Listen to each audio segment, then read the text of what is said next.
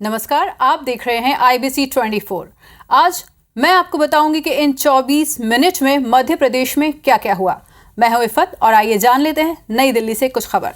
नई Delhi railway station पर जो शनिवार रात हादसा हुआ, उसके बाद पूरे देश की आंखें नम हैं। स्टेशन पर भगदड़ मचने से अब तक 18 लोगों की मौत हो चुकी है, वहीं कई घायलों का इलाज जारी है। इस हादसे को लेकर कई सवाल उठ रहे हैं, साथ ही सियासत भी तेज हो गई है। कांग्रेस ने मामले में केंद्र सरकार पर बदइंतजामी और लापरवाही के आरोप लगाए हैं। भोपाल में पीसीसी दफ्तर के पास कांग्रेस कार्यकर्ताओं ने रेल मंत्री अश्विनी वैष्णव का पुतला दहन किया और रेल मंत्री से इस्तीफे की मांग भी की। इधर नई दिल्ली में हुई भगदड़ के बाद भोपाल, कटनी समेत तमाम रेलवे स्टेशनों पर अलर्ट जारी कर दिया गया है। स्टेशनों में सुरक्षा की दृष्टि से चौकसी बढ़ाई गई है। कटनी में पुलिस अधिकारियों ने स्टेशन पहुंचकर सुरक्षा व्यवस्था का जायजा लिया। वहीं रीवा से प्रयागराज जाने वाली आनंद विहार समेत रीवा जबलपुर शटल और रीवा इतवारी ट्रेन को रद्द कर दिया गया है। ट्रेन रद्द होने के बाद यात्री काफी परेशान नजर आए।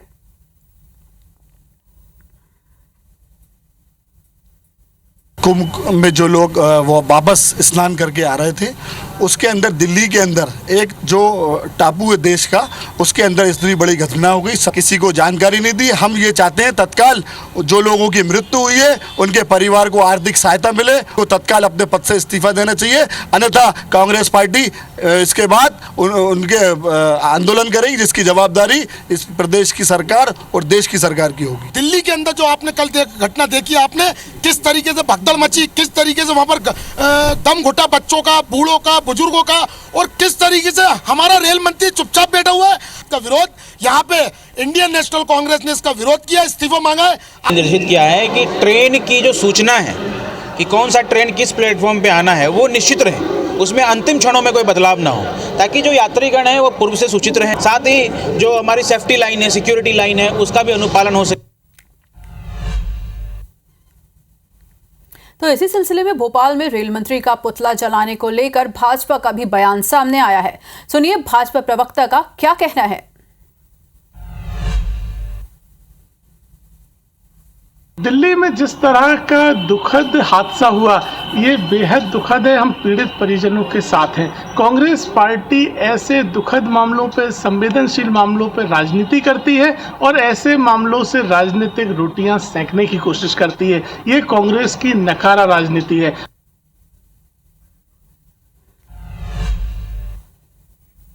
तो खबर तो आपने देख ली, अब जानते हैं कि खबर की खबर क्या है। ज्यादा जानकारी के लिए भोपाल से जुड़ चुके हैं हमारे संवाददाता दुष्यंत पराशर।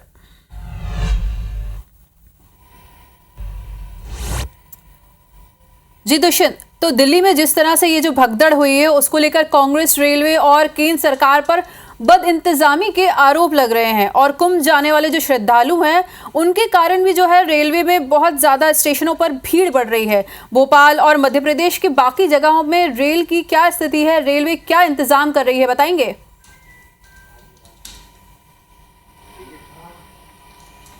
बिल्कुल, देखिए, चाहे भोपाल रेल डिवीज़न की बात की जाए, रतलाम रेल डिवीज़न की बात की जाए, इंदौर डिवीज़न की बात की जाए, या फिर हम बात करें जबलपुर डिवीज़न की, तो तमाम सारे जो मध्य प्रदेश में आने वाले डिवीज़न्स हैं रेलवे के, उन तमाम सारे डिवीज़न्स में सिक्योरिटी अलर्ट जो है वो जारी किया गया हो। तमाम सारी रेलवे की पुलिस जो है वो लगातार सतर्कता बरत रही है, लोगों को नसीहतें भी दे रही है, लगातार लोगों की सही जगह जाने का व्यवस्था भी कर रही है। और जिस तरीके से जो ट्रेनें प्रयागराज जा रही हैं, उन ट्रेनों में किस तरीके की व्यवस्था है, अगर वहां पर ज़्यादा भीड़ हो रही है तो अलग अलग ट्रेनों की जानकारी भी यहाँ पर लोगों को दी जा रही है कि अगर इस ट्रेन से लोग नहीं जा पाते तो दूसरी ट्रेन के माध्यम से वो प्रयागराज पहुंच सकते हैं। जल्दबाजी ना करें और जल्दबाजी में इस तरीके की हादसे भी ना हो, पुनरावृत्ति ना हो, उसके लिए लगातार एहतियात जो है तमाम सारे रेलवे स्टेशन पर बरता जा रहा है। लेकिन अगर सियासत की बात करें तो मध्य प्रदेश में इस पूरे मामले को लेकर जमकर सियासत जो है वो देखने को मिल रही है। कांग्रेस की बात करें तो कांग्रेस ने सीधे तौर पर रेल मंत्री का पुतला दहन किया है, रेल मंत्री से इस्तीफे की मांग की है, और जिस तरीके से इस पूरे घटनाक्रम की जिम्मेदारी भी रेल मंत्री को लेने की बात कही है। और सीधे तौर पर कांग्रेस की मांग भी है कि अगर इस तरीके से जिम्मेदारी नहीं ली गई, रेल मंत्री ने अपने पद से इस्तीफा नहीं दिया, केंद्र सरकार ने कार्रवाई नहीं की, तो कहीं ना कहीं इस पूरे मामले को लेकर पूरे देश भर में उग्र प्रदर्शन जो है, उग्र आंदोलन जो है वो कांग्रेस की ओर से देखने को मिलेगा।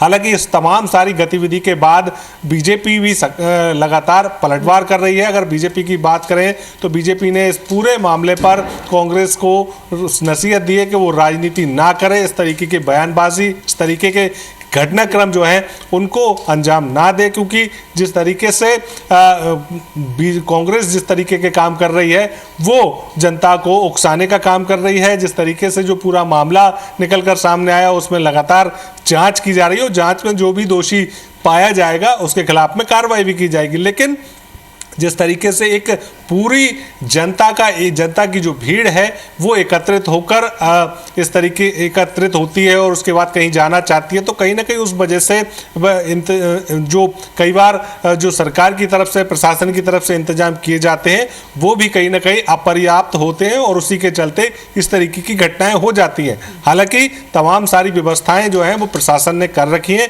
किसी भी प्रकार से इस तरीके की घटनाओं की पुनरावृत्ति नहीं होने दी जाएगी। हर तरीके से मध्य प्रदेश में सरकार और प्रशासन सतर्क है, किसी भी प्रकार से कोई भी ऐसी घटना अब सामने नहीं आ पाएगी।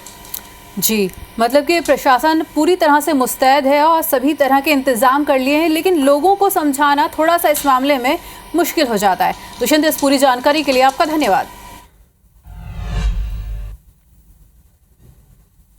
तो बात कर लेते हैं मुरैना की। मुरैना से एक बड़ी खबर आ रही है। ग्वालियर के मासूम शिवाय के अपहरण का ये पूरा मामला है, जिसकी खबर हम आपके सामने पेश कर रहे हैं। मुरैना में हुए शॉर्ट एनकाउंटर का वीडियो सामने आया है। पुलिस के शॉर्ट एनकाउंटर पर खड़े हो रहे हैं कई सारे सवाल, जिसमें वीडियो में दोनों आरोपियों के पीछे भागती दिख रही है पुलिस और दोनों आरोपी भागते समय जमीन पर गिरे हैं। पुलिस ने भागते हुए दोनों आरोपियों को मौके से पकड़ा और जबकि पुलिस का दावा है कि आरोपी की फायरिंग के जवाब में ही उन लोगों ने फायरिंग की और उनका शॉर्ट एनकाउंटर हुआ। तो हम इस पूरे मामले पर और जानकारी ले लेते हैं सत्येंद्र सिंह तोमर से। सत्येंद्र, बताइए क्या है आपके पास इस वक्त अपडेट? बिल्कुल, देखिए लगातार जिस तरीके से जो शिवाय गुप्ता का जो अपहरण मामला हुआ था, लगातार उसको लेकर चाहे वो राजनीतिक गलियारों की बात की जाए या पुलिस प्रशासन, सारे लोग ही मुस्तैद थे उस पर वो हुए और पूरी तरह से जो आरोपी थे उन पर लगातार दबाव बनाया जा रहा था। उसी क्रम में जब वो एनकाउंटर जो आरोपी थे, जिन लोगों ने माता बसैया थाना इलाके के काजी बसई में जो छात्र था उसको छोड़कर वहां से फरार हुए, लेकिन 2 दिन तक लगातार पुलिस सर्चिंग करती रही और ग्वालियर का अगर बात की जाए तो 100 जो पुलिसकर्मी और एडिशनल एसपी और 8 सीएसपी लगातार उसी इलाके में सर्चिंग करते रहे, लेकिन उन लोगों को ये नहीं लिया। मुरैना पुलिस ने जरूर, पुलिस अधीक्षक ने जो कहानी बताई है वो कहीं ना कहीं सवाल खड़े करने वाली बात सामने निकल कर आ रही है कि जिस तरीके से जो वीडियो अब सोशल मीडिया पर लोग वायरल कर रहे हैं और लगातार उस पर जो सवाल खड़े किए जा रहे हैं वो किया जा रहा है कि कहीं ना कहीं जो पुलिस अधीक्षक कह रहे हैं कि आरोपियों से शॉर्ट एनकाउंटर, पहले पुलिस पर फायरिंग की है बदमाशों ने, पुलिस की गाड़ी में जो 2 गोलियां वो लगी हुई है और उसके बाद पुलिस ने जब जवाबी उन पर हमला किया है उसके बाद दोनों आरोपियों की गोली। लेकिन जब ये वीडियो सामने आता है तो उसमें ये दिखाई दे रहा है कि एक मोटरसाइकिल पड़ी हुई है, एक आरोपी बाइक के पास पड़ा हुआ है और दूसरा जो आरोपी है वो कहीं ना कहीं काफी दूर जाकर गिरा है। और पुलिस जिस तरीके से हंगामा करती हुई जो थाना प्रभारी जयपाल गुर्जर है उन पर भी सवाल खड़े किए जा रहे हैं कि ये जो पूरा प्रोपोगंडा है वो पुलिस के द्वारा रचा हुआ है और इसको लेकर ग्वालियर पुलिस और मुरैना पुलिस से भी तीखी बहस भी हुई है। क्योंकि ग्वालियर पुलिस इन आरोपियों को मुरैना पकड़कर लाने की बात कर रही थी, लेकिन कहीं ना कहीं ग्वालियर चूंकि मुरैना पुलिस ने इनको ये भी गलियारों में, राजनीतिक गलियारों और आसपास के जो लोग हैं वो ये कह रहे हैं कि कहीं ना कहीं जो दोनों आरोपी हैं वो किसी राजनेता द्वारा या राजनेताओं के लोगों द्वारा इनको हाजिर कराया और उसके बाद जब मुरैना पुलिस अधीक्षक पर दबाव बना और लगातार ये प्रेशर बनता रहा तो फिर उन्होंने आनंद फानन में इसको एक शॉर्ट एनकाउंटर की भूमिका रचकर और इन आरोपियों को एनकाउंटर दिखाती है। लेकिन वो एनकाउंटर की भी जो भूमिका है वो भी कहीं ना कहीं जो स्क्रिप्ट लिखी जाती है वो भी पुलिस मुरैना सही तरीके से नहीं लिख पाई, क्योंकि जिस तरीके से उन्होंने बताया कि आरोपियों में आमने सामने फायरिंग हुई और थाना प्रभारी जो जयपाल गुर्जर है उनकी भी जो गाड़ी है उनमें 2 राउंड लगे हैं, लेकिन जिस तरीके से जो आरोपी पकड़े गए हैं, जो हथियार चूंकि आरोपी जो वहां से उठाए गए हैं, उसमें भी ऐसा कहीं नहीं ना वीडियो में जिस तरीके से भगते हुए जिसने भी वीडियो बनाया है, तो कहीं ना कहीं पुलिस अगर फायरिंग करती है, बदमाश नीचे दबे हुए हैं और उनके पास से मौके पर कोई हथियार भी नहीं जब्त किए, तो कई बड़े सवाल खड़े होते हैं।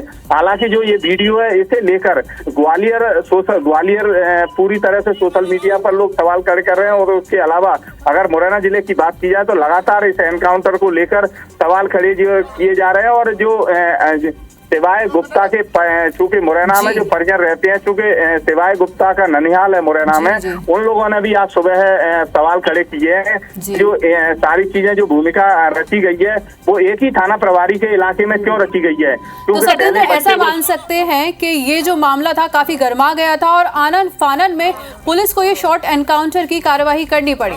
फिलहाल इस पूरी जानकारी के लिए आपका धन्यवाद।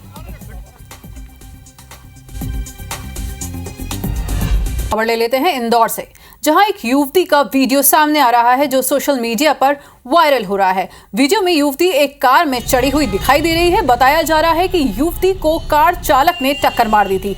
युवती ने कार चालक को रुकने के लिए कहा, लेकिन वो नहीं रुका, जिसके बाद युवती दौड़कर उस कार पर चढ़ गई। इसी दौरान किसी ने इस घटना का वीडियो रिकॉर्ड कर लिया, जो सोशल मीडिया में वायरल हो रहा है। पूरी घटना नगर निगम चौराहे की बताई जा रही है, जहां से युवती गुजर रही थी। इसी दौरान ये घटना हुई। लोग युवती की हिम्मत की तारीफ कर रहे हैं। फिलहाल युवती के बारे में कोई जानकारी नहीं मिल पाई है।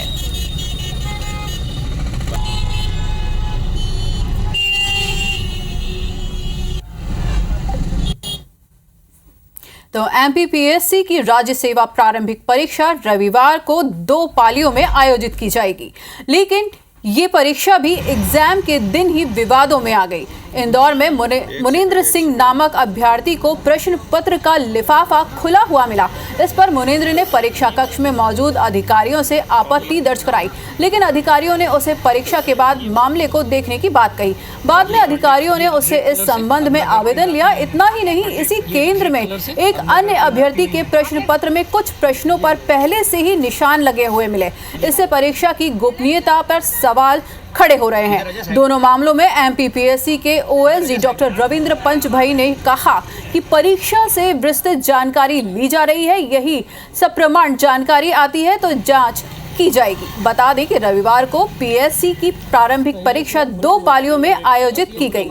जबलपुर में परीक्षा के लिए 23 केंद्र बनाए गए थे, जिनमें 7,610 अभ्यर्थी शामिल हुए थे।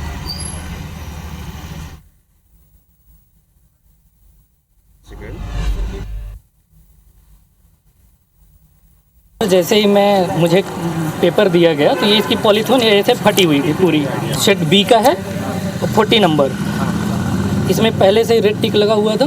उसमें मैंने बस ये लिखा कि मेरी एक पॉलीथीन पूरी रैपर पूरा फटा हुआ था पहले से ही, और एक में लाल पेन से पहले से ही टिक लगी हुई थे क्वेश्चंस।